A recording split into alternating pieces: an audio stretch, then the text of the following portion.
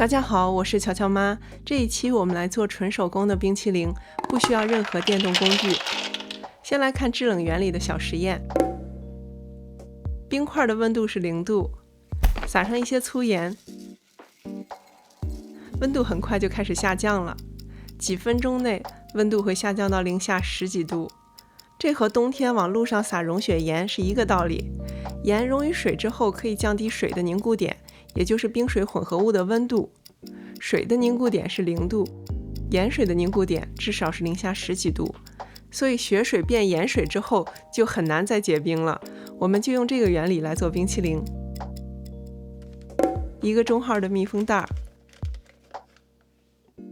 全脂牛奶，这是做蛋糕剩下的一点淡奶油，白糖，几滴香草精，挤出空气，密封。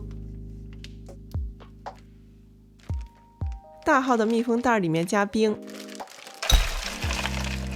使用粗盐，大家用价格实惠的粗盐就好了。把刚刚密封好的小袋子装进来，挤出空气，密封。轻轻地抓揉奶油袋子，让冰块和奶油袋子的接触面尽量大一些。袋子里的温度是零下10几度，我们垫上个茶巾就不冰手。冰淇淋是奶油、牛奶和糖的混合物，而不是只有水，所以冰淇淋需要低于0度才能结冰。我们就用盐来实现降温，创造一个低温的环境。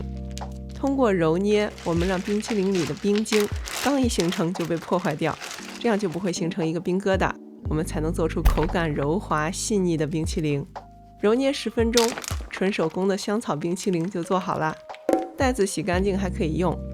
这种做法只需要10分钟，正是因为没有长时间的冷冻，它的质地比市售的冰淇淋更柔软一点。